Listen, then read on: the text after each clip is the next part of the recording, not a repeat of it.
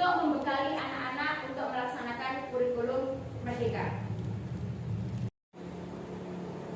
Ya, saya ucapkan terima kasih kepada Bapak Ibu Guru SDN 1 Tembara Kertosono.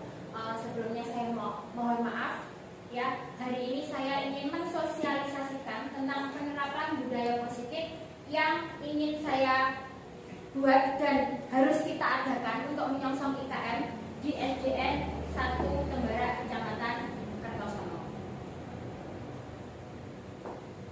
Ya, di sini saya hanya ingin membagikan, bukan saya ingin menggurui jenengan, tidak, tapi di sini saya hanya ingin membagikan apa yang sudah saya dapatkan di modul 1.4 tentang budaya positif di pendidikan guru penggerak. Saya harapkan setelah saya ada di angkatan 7, jenengan bisa menyusul saya di angkatan selanjutnya untuk pendidikan guru penggerak ini.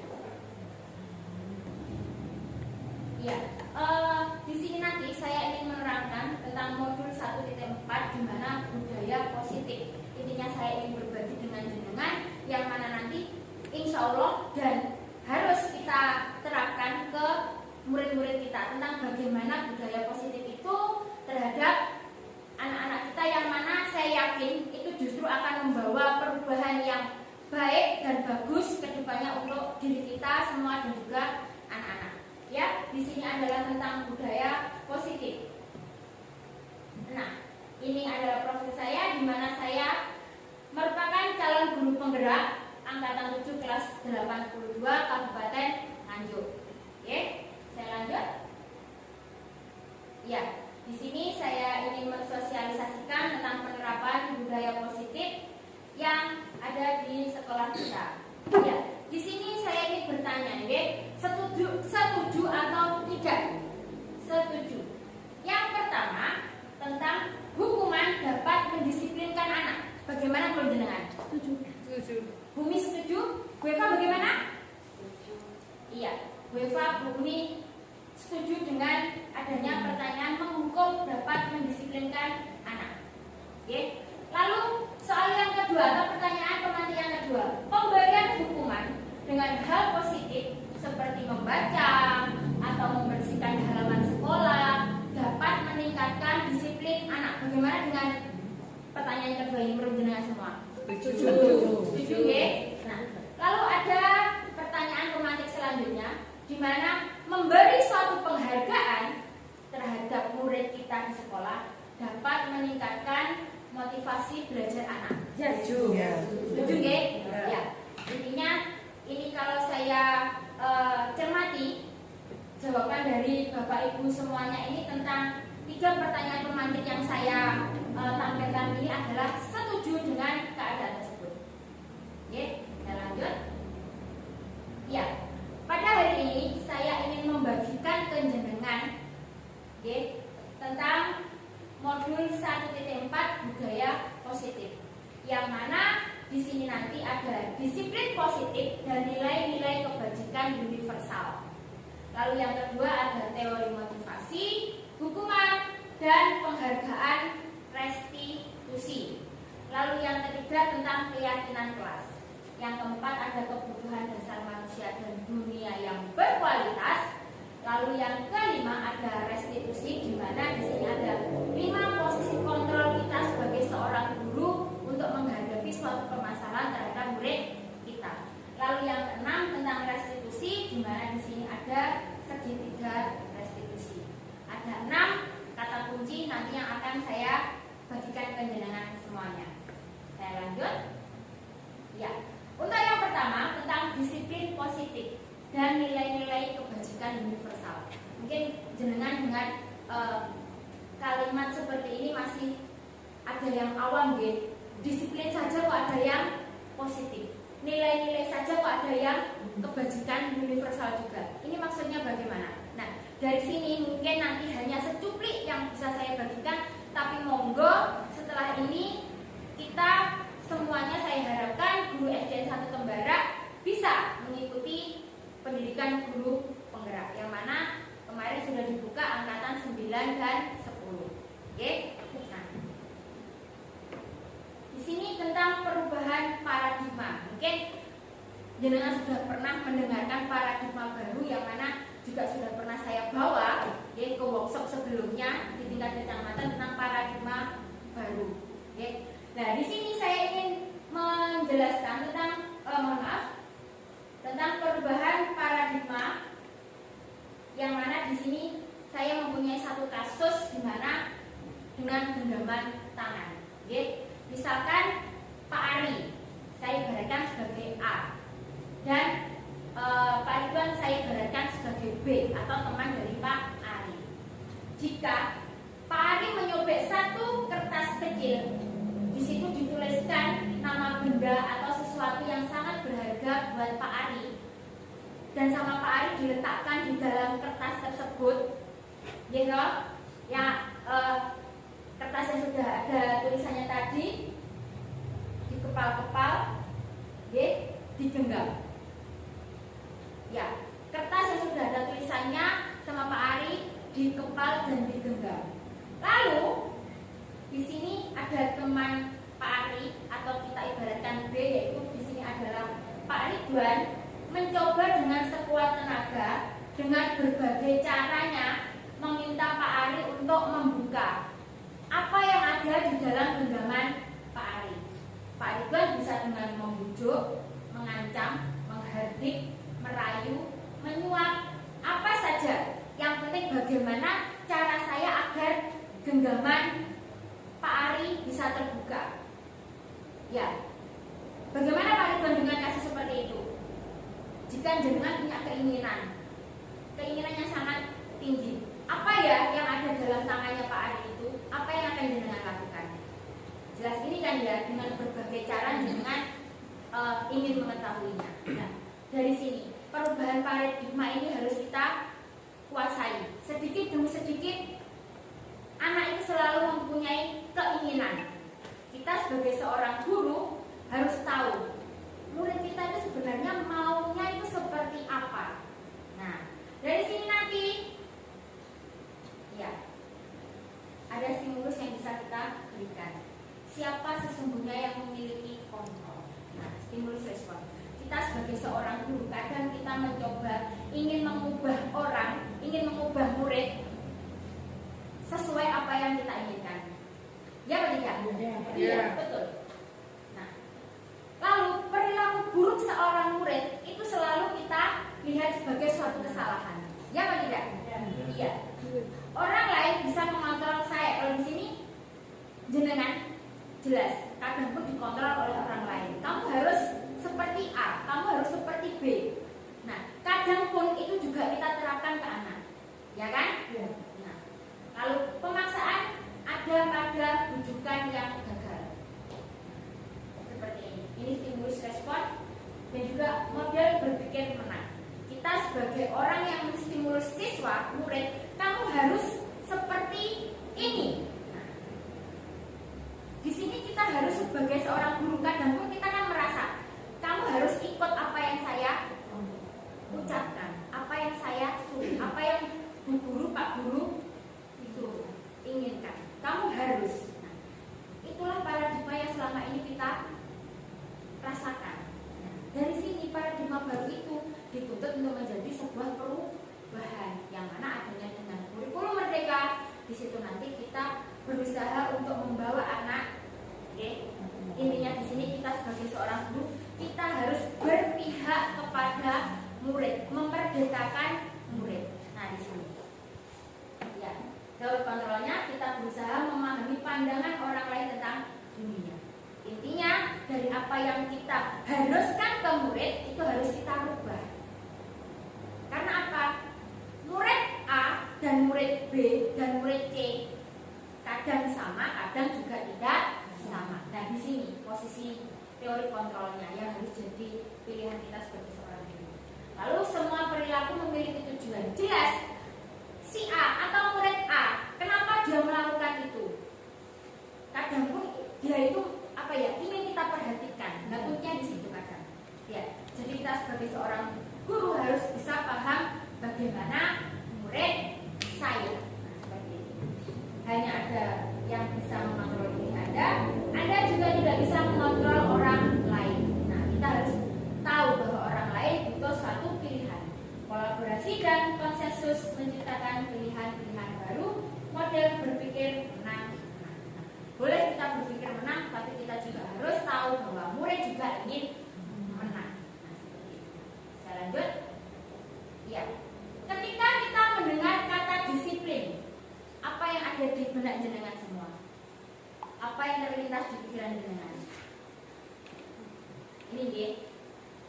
Kebanyakan orang akan menghubungkan kata disiplin dengan tata tertib, teratur, dan kepatuhan pada peraturan. Betul ya? Iya. Rata-rata kita seperti itu. Kita menganggap disiplin, anak-anak harus patuh terhadap apa yang kita inginkan. Dalam budaya kita juga makna kata disiplin dimaknai menjadi sesuatu yang dilakukan seseorang pada orang lain untuk mendapatkan kepatuhan. Selama ini sesuai ya sama kita. Ya. Nah, dari sini kita yang harus merubah paradigma kita, ya, untuk ketuntasan atau kemerdekaan murid kita semuanya. Ya, dalam konteks pendidikan saat ini, untuk menciptakan murid yang merdeka, syarat utamanya adalah harus ada disiplin yang kuat. Disiplin yang dimaksud adalah disiplin diri yang memiliki motivasi internal diri sendiri. Kita sebagai seorang guru yang jelas harus memiliki disiplin juga sebelum kita memberikan contoh terhadap murid-murid juga. Disiplin dari mana? Disiplin yang paling utama, yang paling mengena pada kita adalah disiplin yang motivasinya terdapat dalam diri kita sendiri atau internal kita. Seperti ini. Oke? Jika kita tidak memiliki motivasi internal, maka yang kita perlukan adalah disiplin eksternal. Kita mendapatkan disiplin dari orang lain yang mendisiplinkan kita. Seperti itu. Jadi kuncinya sebelum kita mendisiplinkan anak, kita harus disiplin terlebih dahulu. Dimulai dari mana? Yang jelas dimulai dari diri sendiri. Nah, seperti ini. Saya lanjutkan. Ya. Dengan kata lain, disiplin juga mempelajari bagaimana cara kita mengontrol diri kita dan bagaimana menguasai diri untuk memilih tindakan yang mengacu pada nilai-nilai yang kita hargai. Nah, sebagai pendidik, tujuan kita apa? Ya, tujuan kita adalah menciptakan anak-anak yang memiliki disiplin diri sehingga mereka bisa berperilaku dengan mengacu pada nilai-nilai kebajikan universal dan memiliki motivasi intrinsik dari dirinya sendiri dan bukan dari orang lain atau ekstrinsik. Jadi kita menciptakan anak yang mempunyai motivasi dari dirinya sendiri, bukan dari kita atau dari orang lain. Oke, saya lanjut. Ya. Nah, mungkin jangan bertanya-tanya nilai-nilai kebajikan itu apa ya? Ya, di sini. Nilai-nilai kebajikan adalah sifat-sifat positif manusia yang merupakan tujuan mulia yang ingin dicapai setiap individu. Jadi nilai kebajikan itu adalah sifat baik, sifat baik, sifat positif yang ingin kita punya. Nah, dan dosen juga di tahun 98 mengemukakan bahwa dengan mengaitkan nilai-nilai kebajikan yang diyakini seseorang, maka motivasi dari diri sendiri akan terbangun, sehingga menggerakkan motivasi dari dalam untuk dapat mencapai tujuan mulia yang tinggi. Nah, nilai-nilai kebajikan yang saat ini menjadi kesepakatan satu negara Indonesia, semua dunia kependidikan, semua Bapak Ibu guru satu Indonesia apa? Ini nilai-nilai kebajikannya yaitu mencapai profil pelajar Pancasila. Yang mana profil pelajar Pancasila ada 6 dimensi. Yang mana kemarin di workshop IKM juga sudah kita dapatkan bahwa profil pelajar Pancasila itu ada 6 dimensi. Sebenarnya ini sudah kita laksanakan. Cuma selama ini kita tidak tahu. Oh, ternyata ini ya, nah inilah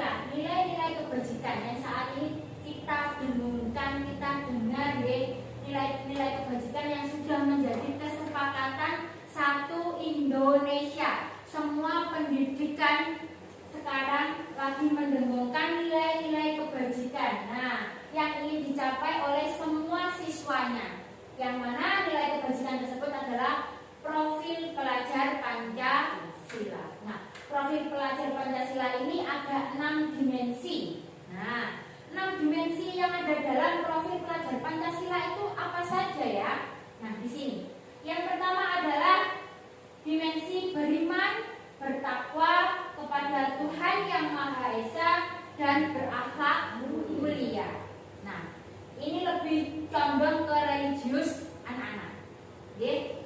Lalu yang kedua adalah kebinekaan global, di mana di sini adalah lebih mengerucutkan terhadap kebudayaan daerah.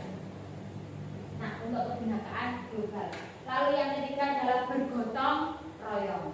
Nah, di mana dalam bergotong royong ini yang diharapkan adalah anak atau murid-murid kita bisa bekerja sama dengan teman-temannya, bisa bekerja sama dengan guru, ininya semua satu sekolahan bisa melaksanakan gotong royong bersama. Nah, ini adalah dimensi yang ketiga. Lalu dimensi yang keempat apa? Yaitu adalah dimensi kreatif. Nah, di sini dengan harapan tercipta murid yang mempunyai kreatif yang tinggi. Ya. Lalu dimensi yang selanjutnya atau dimensi yang kelima dari profil pelajar Pancasila adalah bernalar kritis.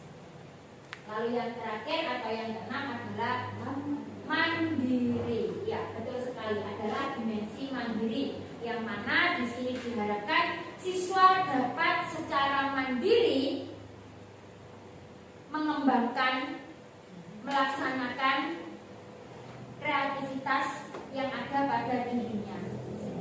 Nah, oke, saya lanjut.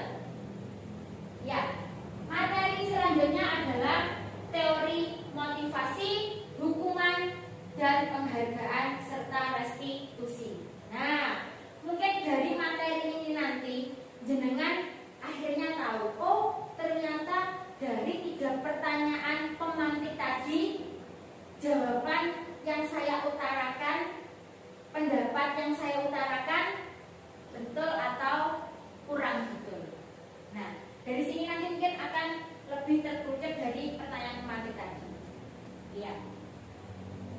Nah, 3 motivasi perilaku yang dimiliki oleh manusia menurut Dian Gosen dalam bukunya, yaitu menyatakan ada 3 motivasi perilaku manusia. Yang pertama, di mana untuk menghindari ketidaknyamanan atau hukuman. Oke.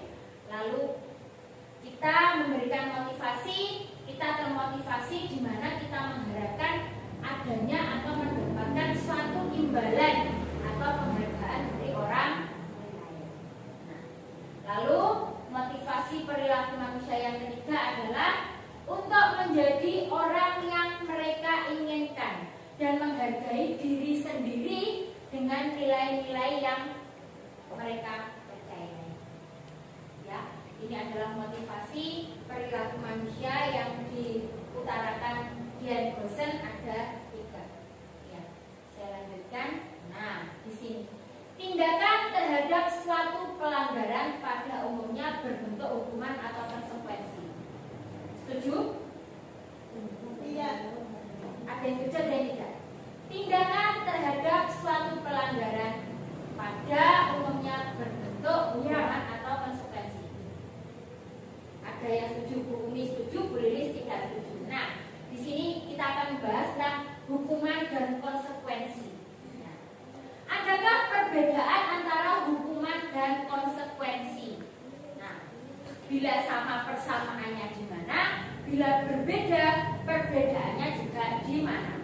Ini merupakan satu permasalahan juga bagi kita. Cuma kita sering mendengar ini, tindakan terhadap suatu pelanggaran pada umumnya berbentuk hukuman atau konsekuensi. Mana yang kita pilih? Mana yang termasuk hukuman? Mana yang termasuk konsekuensi? Ini sama atau berbeda?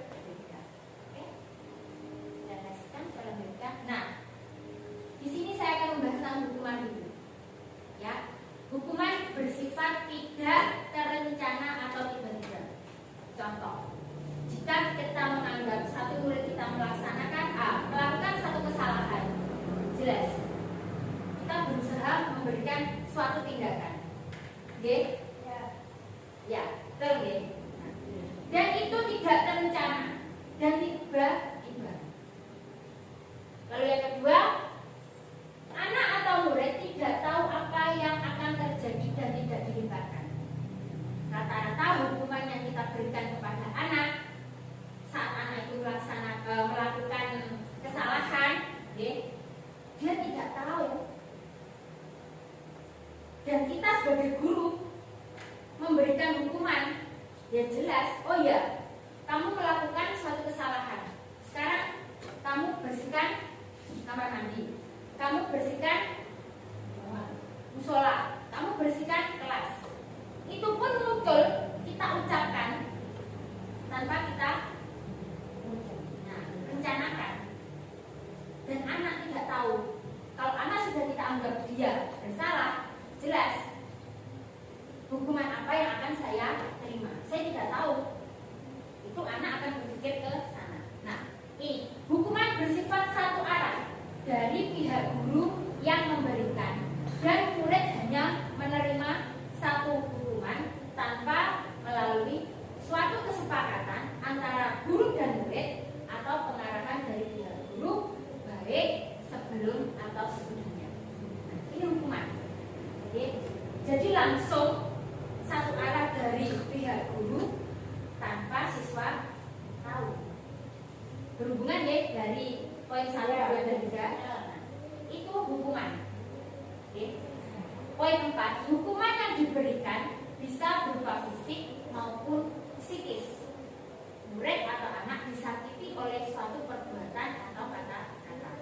Secara tidak langsung kita sebagai seorang guru, tanpa kita sadari kita bisa memberikan ini loh, rasa sakit terhadap anak, baik itu fisikisnya ataupun fisiknya. Tanpa kita sadari kita melaksanakan ini. Nah, dari sini harapannya kedepannya dengan budaya positif ada konsekuensi dari sini. Ya, tadi kita sudah tahu ya hukuman itu yang seperti apa. Lalu bagaimana dengan konsekuensi? Nah, di poin pertama, konsekuensi itu sudah terencana atau sudah ada kesepakatan antara murid dan juga guru. Kalau hukuman tadi belum, ya, kalau konsekuensi sudah ada kesepakatan. Nah, di sini konsekuensi. Lalu konsekuensi sudah dibahas dan disetujui oleh murid dan guru. Ini otomatis nih, kalau ada kesepakatan, jelas di situ sudah ada pembahasan dan sudah ada persetujuan antara kedua belah pihak, yang mana kedua belah pihak itu adalah murid dan guru. Nah, ini konsekuensi.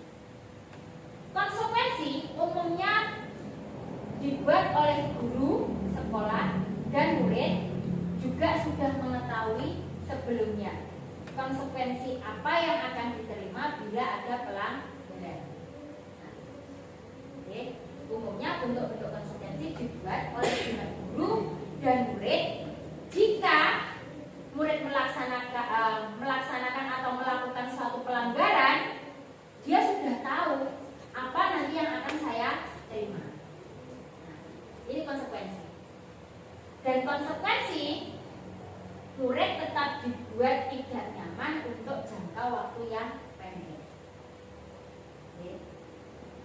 Dari sini tadi kita sudah semakin paham ya bagaimana hukuman itu, bagaimana konsekuensi itu. Berarti antara hukuman dan konsekuensi sama atau tidak? Tidak. Ada perbedaan. Nah, perbedaannya yang paling terlihat adalah kalau hukuman tanpa kesepakatan, spontan, tanpa murid tahu. Kalau konsekuensi itu ada kesepakatan di dalamnya. Murid juga tahu dari apa yang saya lakukan, yang sudah saya langgar, ini nanti apa yang akan saya terima. Dan murid pun juga tahu, oh ya, kemarin sudah ada kesepakatan. Nah, dari sini, dari hukuman dan konsekuensi ini diharapkan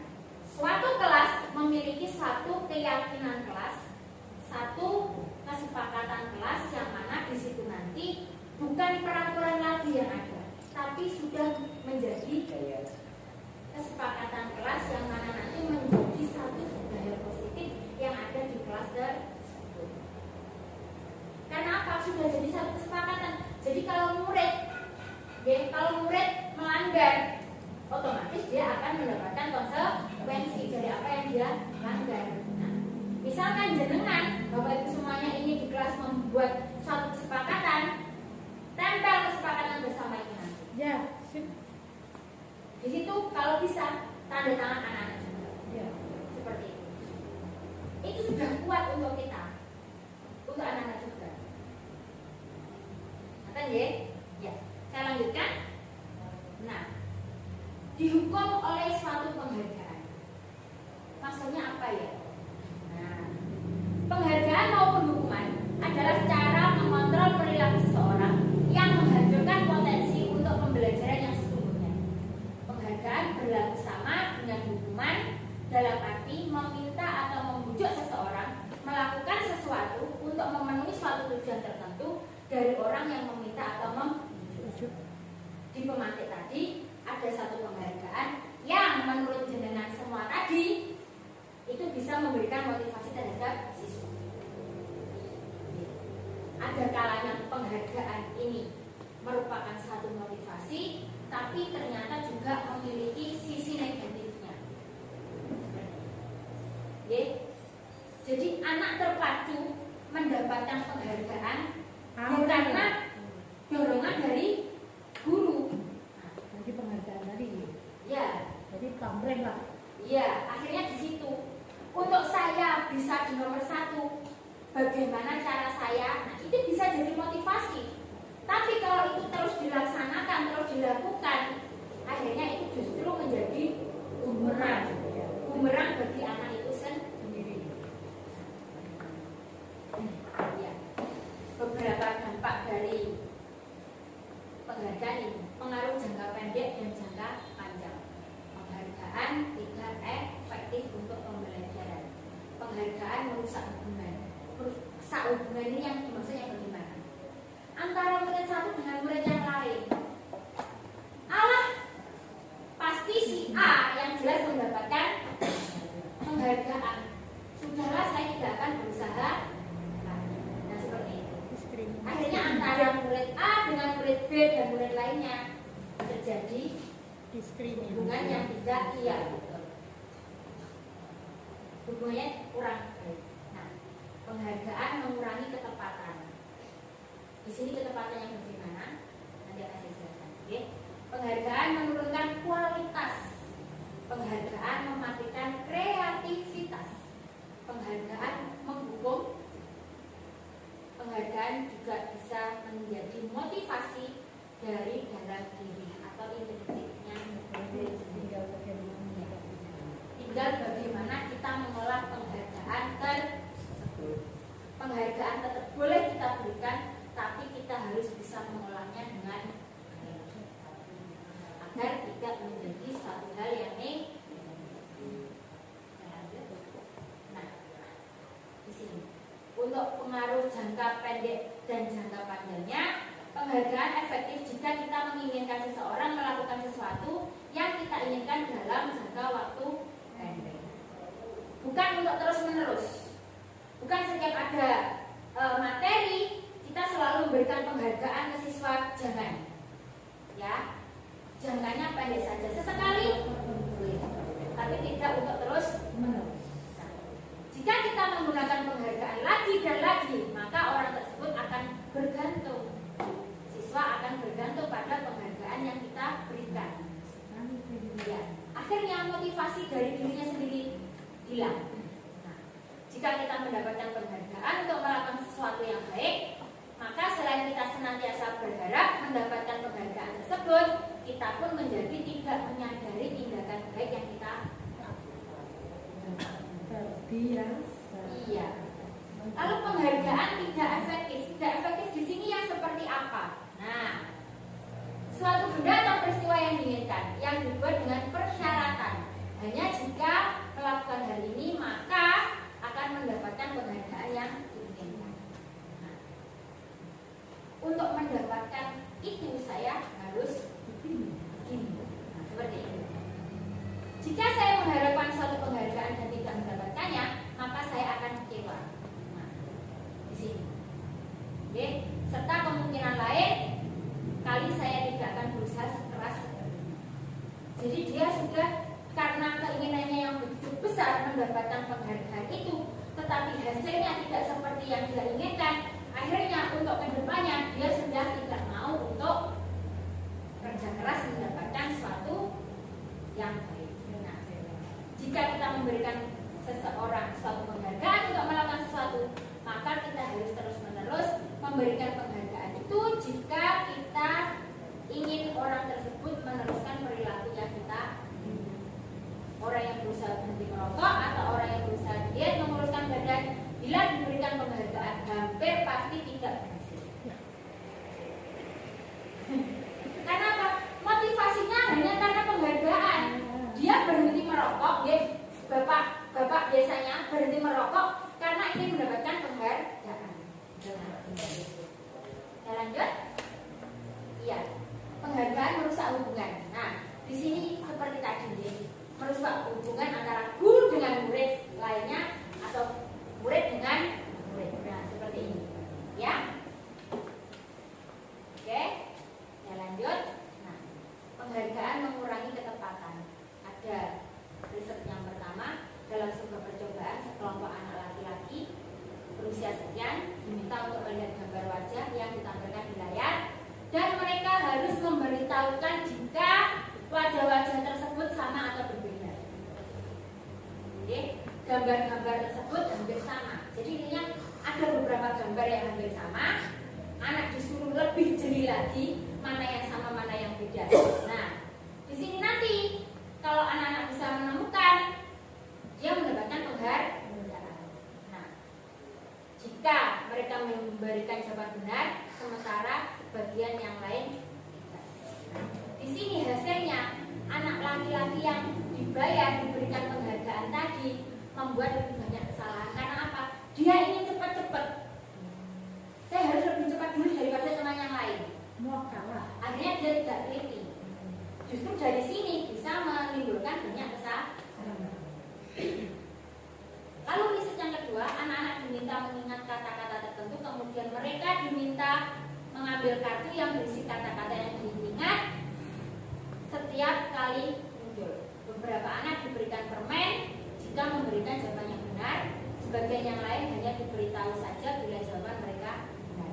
Hasilnya, anak-anak yang mendapatkan permen jawabnya banyak yang tidak tepat dibandingkan anak-anak yang hanya diberitahu jawabannya benar.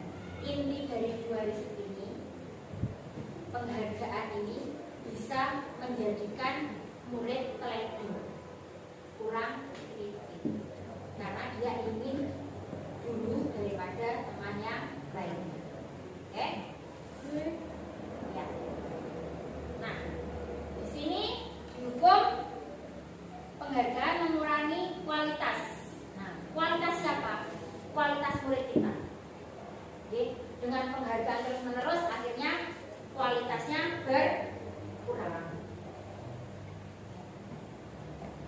Penghargaan mematikan kreativitas. Karena sudah terbiasa mendapatkan penghargaan, akhirnya apa?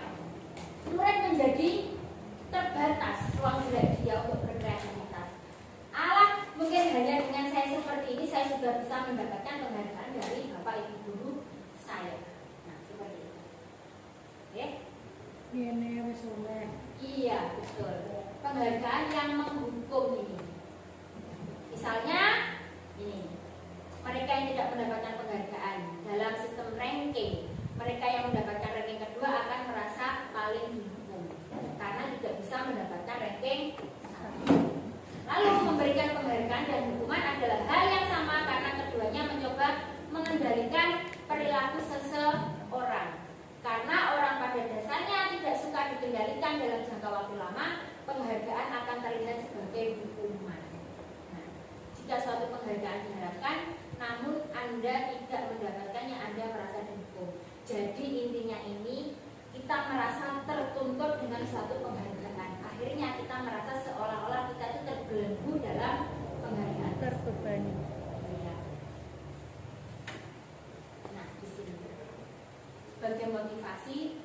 dalam diri sendiri. Oke.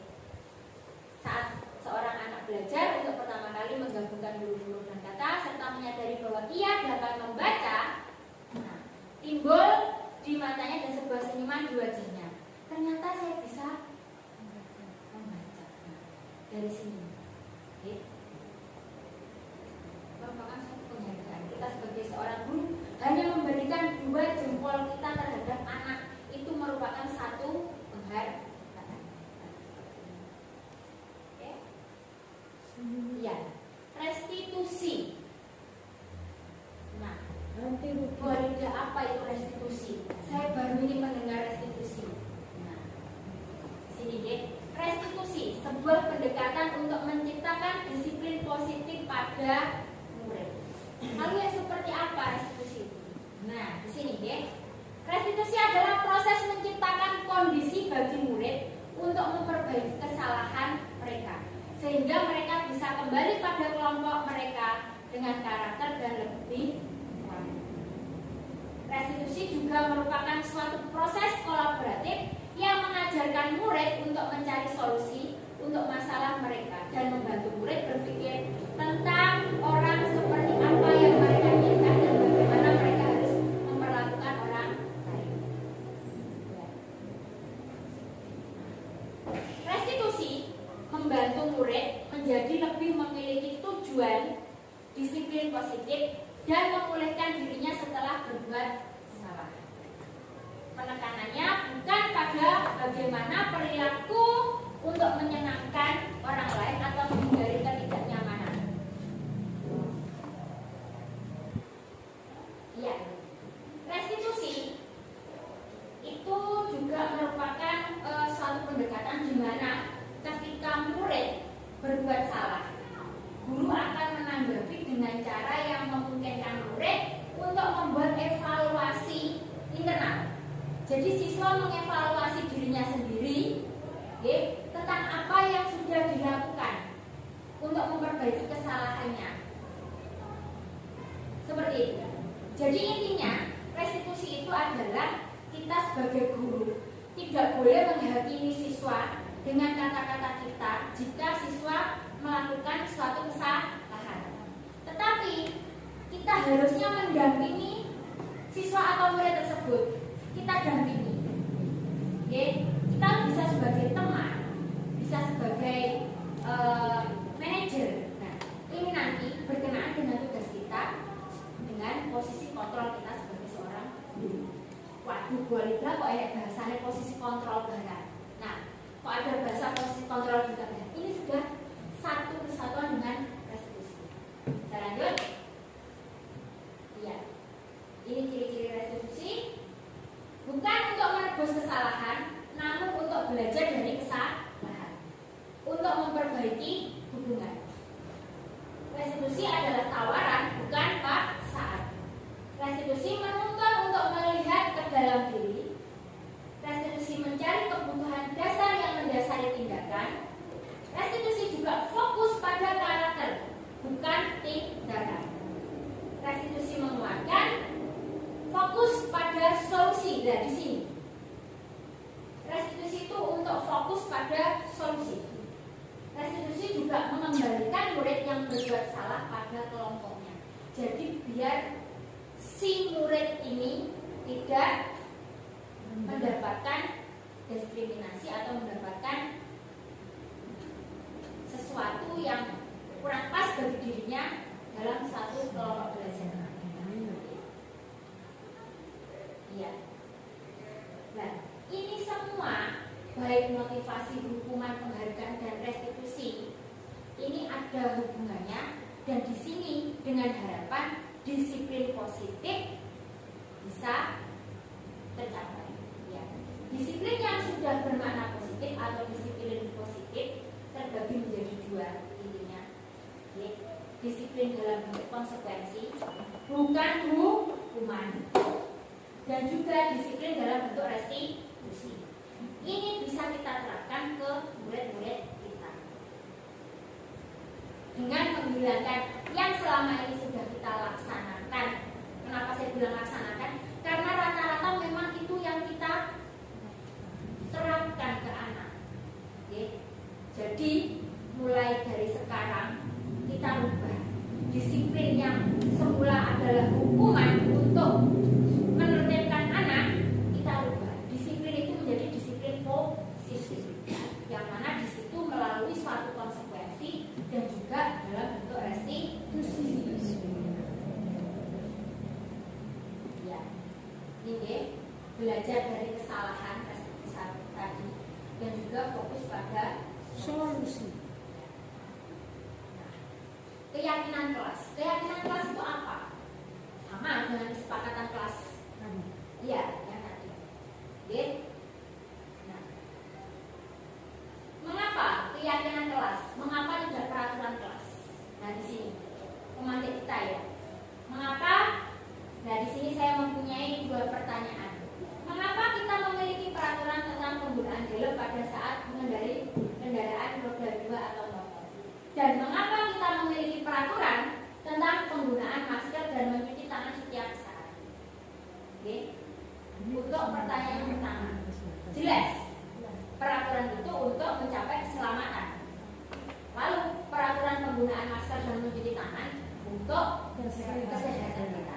Nah, kedua ini, kedua jawaban tadi, baik keselamatan dan kesehatan, ini merupakan satu keyakinan. Jelas, kalau kita mendengar peraturan, oh iya, karena kenapa kita harus menggunakan helm? Ya, untuk keselamatan kita, itu sudah tertanam di pikiran kita. Kenapa menggunakan masker, terutama saat COVID kemarin? Loh, karena agar kita itu sehat demi kesehatan kita. Kita tanpa berpikir panjang, kita sudah bisa menjawab ke sana. Karena apa? Karena ini merupakan keyakinan kita. Dari sini, seorang akan lebih tergerak dan bersemangat untuk menjalankan keyakinannya daripada hanya sekedar mengikuti serangkaian peraturan tertulis tanpa makna. Ini bisa kita terapkan di kelas.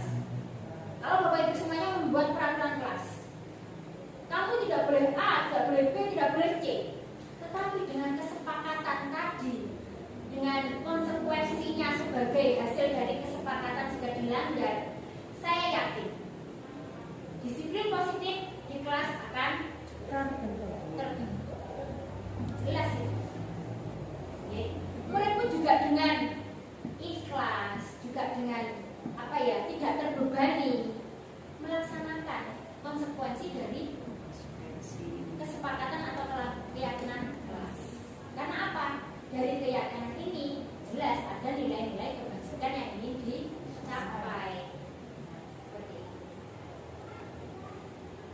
Nah, keyakinan kelas bersifat abstrak. Ini cara bagaimana pembentukan keyakinan sekolah atau kelas. Keyakinan kelas berupa pernyataan-pernyataan. Keyakinan kelas senantiasa dibuat dalam bentuk positif. Keyakinan kelas sebenarnya tidak terlalu banyak. Keyakinan kelas banyak sesuatu yang dapat diterapkan di lingkungan sekolah, di lingkungan kita. Semua warga kelas hendaknya ikut berkontribusi dalam pembuatan keyakinan kelas lewat kegiatan curah pendapat. Jadi intinya saling tukar pendapat. Nah, dari dua gambar ini, gambar 1 dan gambar 2, mana yang merupakan keyakinan kelas? Mungkin Bu Lilis? 2. Bu Lilis menjawab 2 untuk keyakinan kelas. Bu Kris, keyakinan kelas yang mana?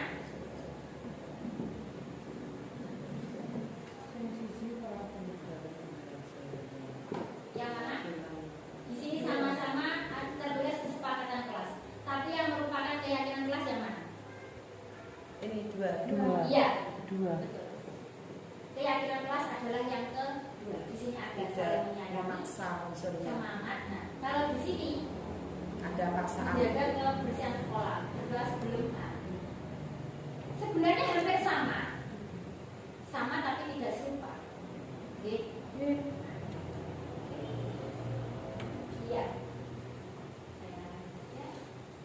Ya. Di sini kebutuhan dasar manusia. Ini kebutuhan dasar manusia itu untuk siapa? Kita sebagai seorang guru juga memiliki kebutuhan dasar. Kita sebagai murid juga memiliki kebutuhan dasar. Nah, ini kebutuhan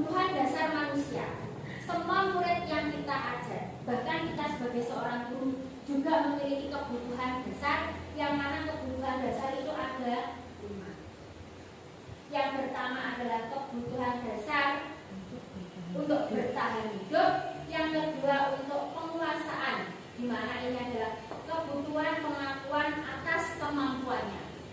Baik si murid tersebut mungkin kita anggap dia bisa, dan mungkin kita anggap murid tersebut kurang bisa. Kita harus tetap bisa menghargai murid tersebut. Ini juga merupakan satu kebutuhan anak, kebutuhan murid. Kita tidak boleh menjudge anak. Oke. Lalu kebutuhan dasar yang ketiga adalah kebebasan. Di sini adalah kebutuhan akan suatu pilihan. Biarkan anak bebas dengan apa yang dia pilih, tetap dengan pengendalinya adalah kita sekarang. Lalu adalah selanjutnya yaitu kesenangan, di mana di sini adalah kebutuhan untuk merasa senang, baik senang terhadap pelajaran, materi pembelajaran, senang terhadap guru, senang terhadap temannya, seperti itu. Lalu kebutuhan dasar selanjutnya adalah kasih sayang dan rasa diterima. Dia mendapatkan rasa kasih sayang dari seorang guru dan juga rasa diterima. Tetapi jangan salah, kasih sayang ini bukan kasih sayang yang berlebihan. Jadi intinya kita seorang guru tetap memberikan suatu kasih sayang kita terhadap semua murid kita, tidak hanya kepada 1-2 orang murid saja. Tidak ada pembedaan dalam memenuhi kebutuhan dasar murid. Ya, ini restitusi 5, posisi kontrol kita sebagai seorang guru yang bisa kita terapkan. Nah, sini kita biasanya di sini ya.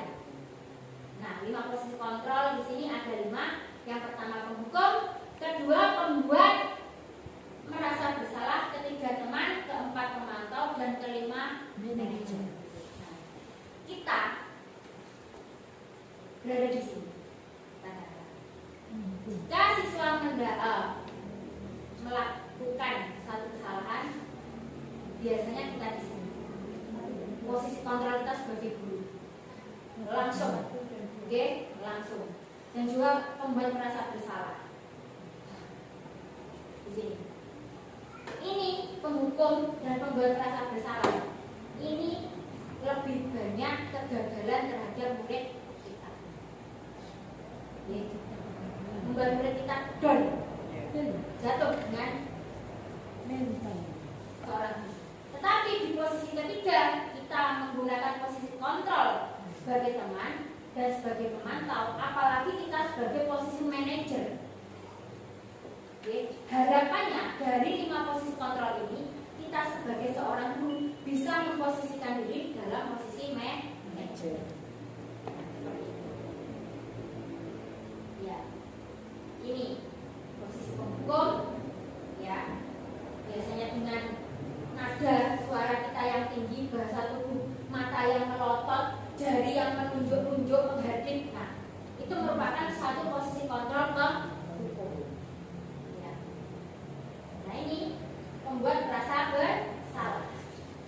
Nada suara kita yang lebih memelas terhadap murid. Oh alah nak, gak ngesakno bu guru pak guru toh, gara-gara awakmu.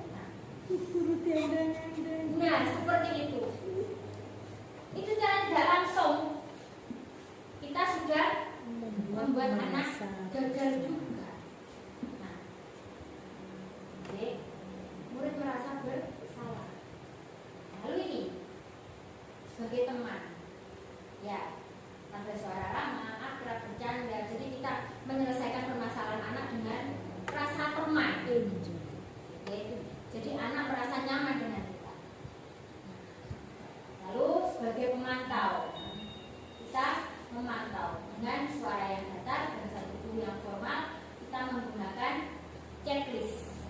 Kita sudah mempunyai suatu perangkat yang kita hanya dengan memantau kita tahu, oh anak ini ternyata seperti ini masalahnya. Nah, yang dibutuhkan kita dan dibutuhkan murid kedepannya itu adalah posisi seorang guru menjadi seorang manajer. Ini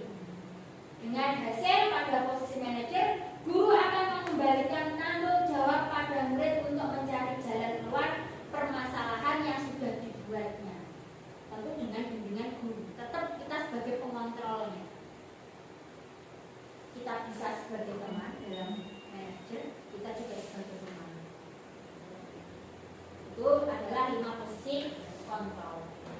Dan juga kita menerapkan dalam segitiga restitusi untuk menyelesaikan permasalahan anak. Segitiga restitusi. Segitiga restitusi sebagai upaya yang dapat dilakukan dalam membangun budaya positif di sekolah. Tentunya untuk mewujudkan hal ini membutuhkan proses yang tidak bisa dilakukan dalam waktu singkat. Selain itu, proses ini juga membutuhkan keterlibatan semua pemangku kepentingan di sekolah. Nah, segitiga restitusi ini ada tiga. Kita sebagai seorang guru, bagaimana melaksanakannya? Nah, yang pertama adalah menstabilkan identitas, memvalidasi tindakan murid yang salah, dan yang ketiga menanyakan keyakinan yang dimiliki oleh murid dan teman-teman. Nah, menstabilkan identitas. Oke. Nah, pada dasarnya bertujuan mengubah identitas anak. Nah, dengan kita bertanya, dengan kita memberikan pernyataan-pernyataan atau kalimat-kalimat kepada murid yang membuat kesalahan. Manusia itu tidak ada yang sempurna. Jadi kita mendalami anak ini, menjadikan anak nyaman saat kita membimbing anak tersebut. Lalu yang kedua, nah, validasi tindakan. Tetap kita memberikan suatu kalimat-kalimat yang mana bisa menjadikan kontrol terhadap anak. Nah, kamu bisa saja melakukan hal yang lebih buruk dari apa yang sudah dilakukan. Kamu pasti punya alasan mengapa kamu melakukan hal tersebut. Jadi intinya di sini tuh kita lebih ke teman, kita lebih ke pemantau dan manajer. Lalu yang ketiga menanyakan keyakinan. Nah, di sini keyakinan di sini kita kaitkan dengan kesepakatan yang sudah ada di kelas tadi, keyakinan kelas. Kelas yang ideal menurut kamu itu seperti apa? Kenapa kita bertanya seperti ini? Karena anak ini atau murid tadi sudah melakukan suatu kesalahan, dia sudah melanggar. Makanya kita ingatkan lagi dengan keyakinan dan kesepakatan yang sudah dibuat.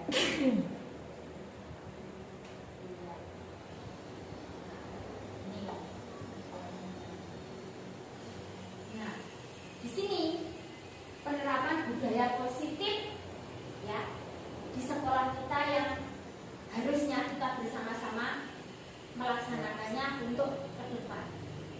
Nah, di sini yang pertama adalah menumbuhkan budaya positif ke murid dengan kesepakatan kelas.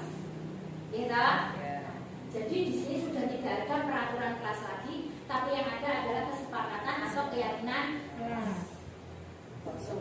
Ya, konsekuensi nanti jika melaksanakan pelanggaran. Nah, lalu yang kedua, menumbuhkan nilai-nilai profil pelajar Pancasila pada diri murid dalam kegiatan pembelajaran. Konsentrasi kegiatannya yaitu pada 5S: senyum, salam, sapa, sopan, dan santun. Nah, ini sesuai yang kemarin sudah kita rencanakan bersama tentang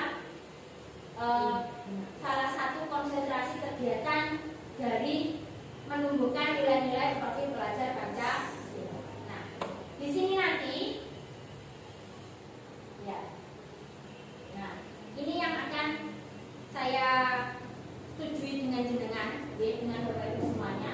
Yang pertama, hari ini saya mensosialisasikan kegiatan 5S: senyum, salam, sapa, sopan, dan santun, yang mana ini nanti bisa kita terapkan ke anak-anak dan anak-anak akhirnya menjadi suatu pembiasaan. Nah, ya. Nah, ini nanti kita semua guru mendapatkan tugas dengan nanti kita secara bersama-sama membuat jadwal tiket guru untuk pelaksanaan kegiatan 5S dengan kegiatan mungkin ya, yang jelas itu nanti kegiatan yang kita laksanakan adalah penyambutan murid setiap pagi di gerbang sekolah. Oke. Lalu setelah kegiatan itu nanti kita coba laksanakan rentang waktu 1 bulan atau kurang dari 1 bulan. Nah, ini pelaksanaan di kegiatan pembiasaan.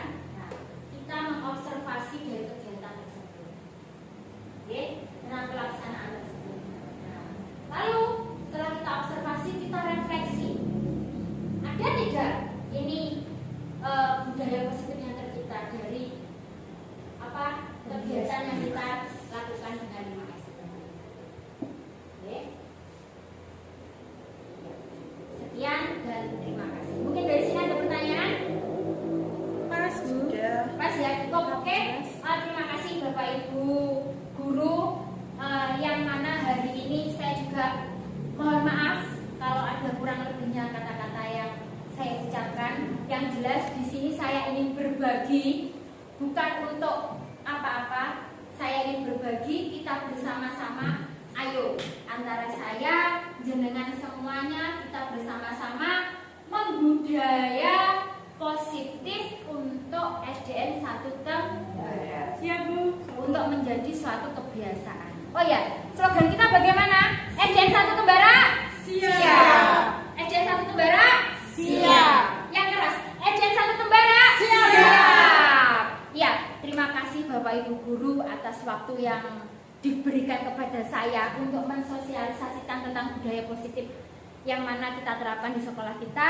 Ada kurang lebihnya saya mohon maaf. Akhir kata, Assalamualaikum warahmatullahi wabarakatuh. Waalaikumsalam warahmatullahi wabarakatuh. Terima kasih semuanya.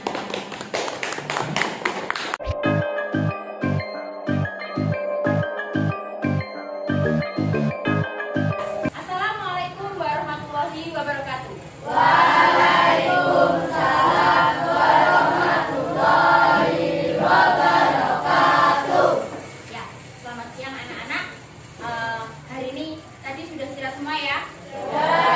Sekarang kita lanjut pelajaran selanjutnya dengan Walida. Nah, Walida hanya ingin bertanya.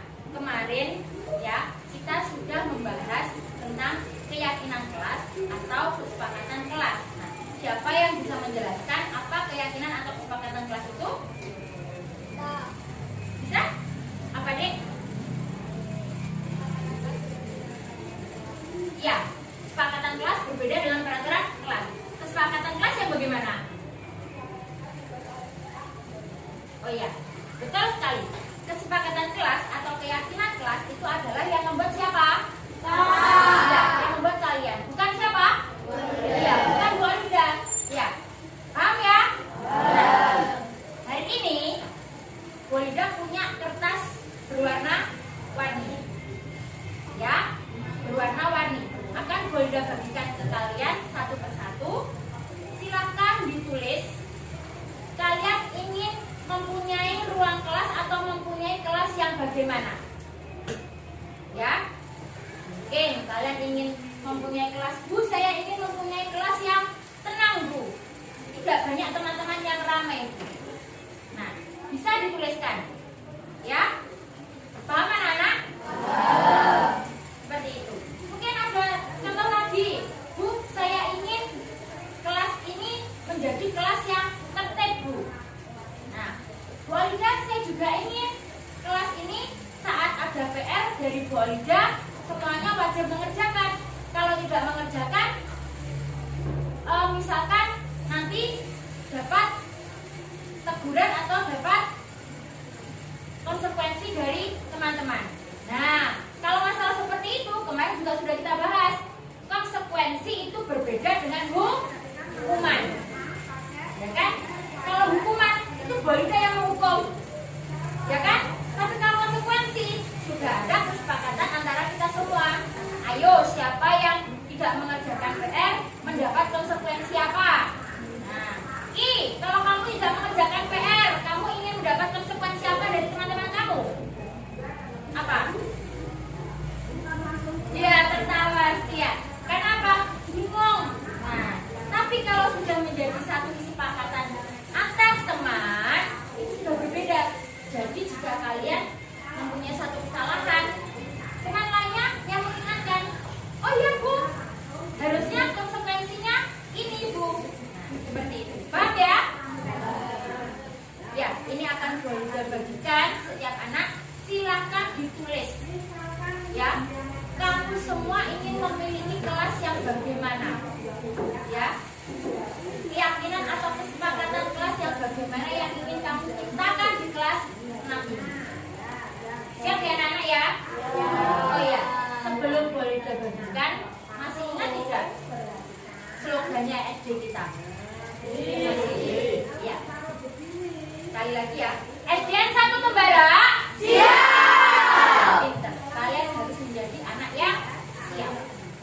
santun, inovatif, aktif, dan prestasi. Udah bagikan sekarang ya. Silakan langsung.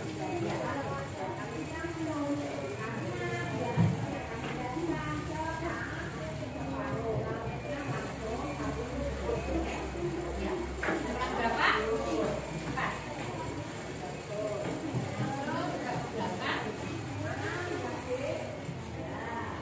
Kan ya.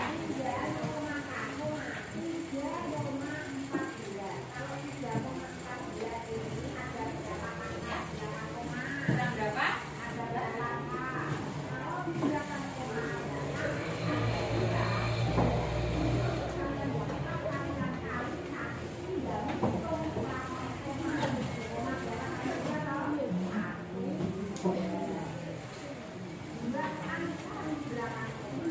Silakan ditulis satu keyakinan kelas yang ingin kalian ciptakan di kelas nanti. Nah, oke, silakan ditulis.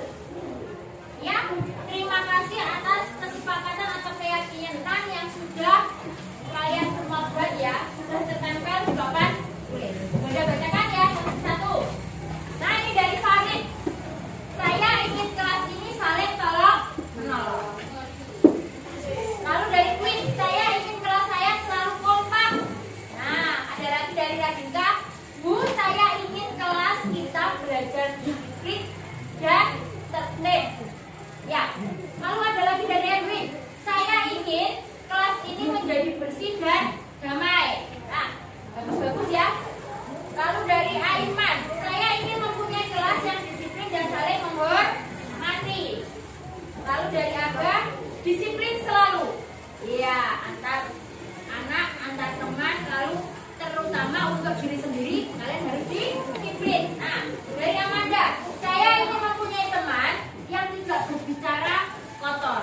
Betul, sebagai pelajar kalian harus bisa menempatkan diri bagaimana dari tutur kata kita, ya. Lalu dari Irda, saling menghargai dan saling menghormati. Lalu dari Bila, saya ingin mempunyai kelas yang tertib. Nah, ini Tia ya. Dulu saya ingin mempunyai kelas yang disiplin. Saya ingin memiliki kelas yang tidak ramai dan tentram. Saya ingin memiliki kelas yang teman-temannya tidak bertengkar. Nah, dari Sinario, saya ingin kelas saya bersih dari penyakit. Ya, siapa yang sakit? Nah, jadi biar kelas tidak sakit bagaimana? Dari kalian semua salah satu tidak ada yang sakit, harus menjaga kesehatan dan kebersihan. Nah, saya ingin mempunyai kelas yang sopan dan tanggung jawab. Disiplin selalu dari Faisal, sama ya tenaga.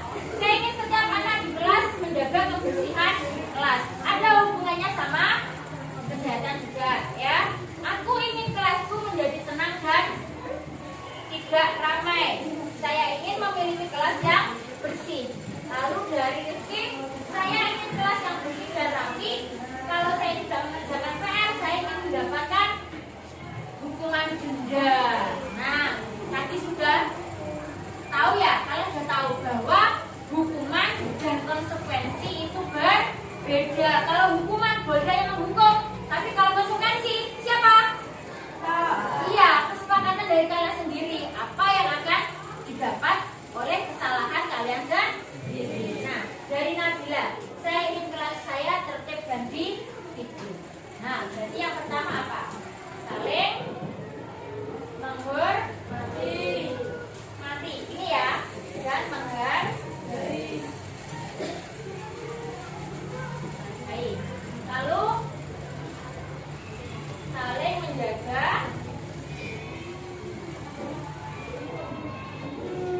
kebersihan dan kesehatan. Nah, apa lagi dek? Nah, setiap anak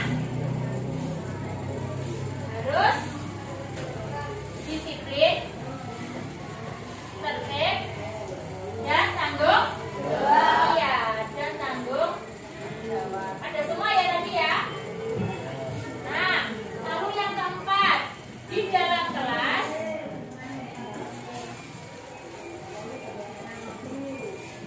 tidak boleh ramai. Terus apa lagi?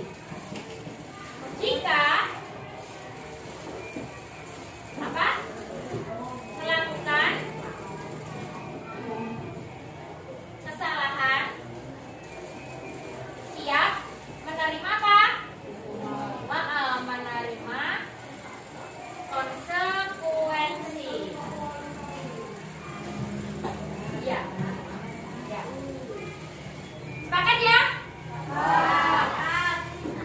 Terapkan ini dalam kelas kita di kelas 6. Karena apa? Ini kesepakatan kita bersama antara Bolida dengan kalian semua. Ya, sepakat ya? Oke, satu kali lagi. Geng, satu tembara. Iya. Nah, ya, kita sudah mendapatkan 5 keyakinan kelas yang kita sepakati bersama. Semoga dengan keyakinan kelas yang kita sepakati bersama ini dapat membawa kelas kita, kelas 6 ini menjadi kelas yang bagus dengan prestasi. Ya, setiap pembelajaran juga sangat menyenangkan. Nah, anak-anak, terima kasih dari kesepakatan yang sudah kita buat ini. Kita harus saling mengingatkan ya. Ya, ya Pak ya. Nah, mungkin hanya ini yang bisa Bolda sampaikan tentang keyakinan yang sudah kita sepakati untuk kelas kita. Ya. pembelajaran lain.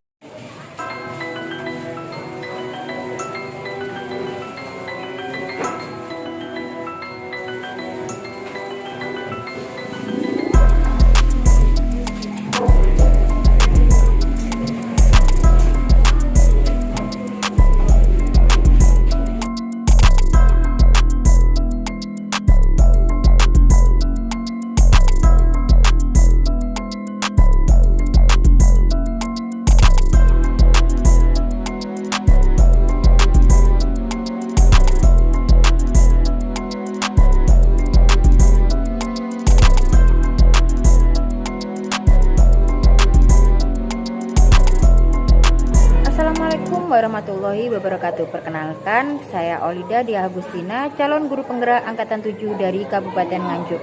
Pada hari ini perkenankan saya untuk memberikan pengalaman dan pembelajaran yang saya dapatkan setelah menerapkan konsep-konsep kunci budaya positif di sekolah saya.